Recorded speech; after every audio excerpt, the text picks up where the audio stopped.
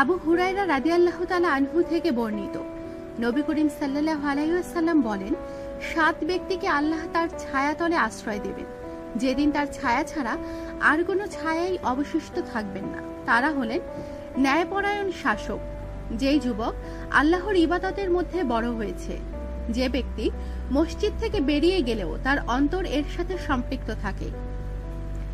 এমন 2 জন লোক যারা আল্লাহর জন্য পরস্পর ভালোবাসা স্থাপন করেছে এবং এর সম্পর্কে একত্র থাকে ও বিচ্ছিন্ন হয়। এমন ব্যক্তি যাকে কোনো অভিজাত পরিবারের সুন্দরী রূপসী নারী আহ্বান করেছে, কিন্তু সে তাকে এই বলে প্রত্যাখ্যান করেছে, আমি আল্লাহকে ভয় করি। এমন ব্যক্তি যে এতটা গোপনে দান সৎকার করেছে যে তার ডান হাত যা দান করেছে তার বাম হাতও তা জানতে পারেনি ডান হাত কি দান করেছে। যে ব্যক্তি নির্জনে আল্লাহকে স্মরণ করেছে এবং তার 2 চোখ বেয়ে পানি পড়েছে। হে আল্লাহ, রোজ হাসরের সেই কঠিন দিনকে সকলে আপনার আসরের নিচে ছায়া দান করুন।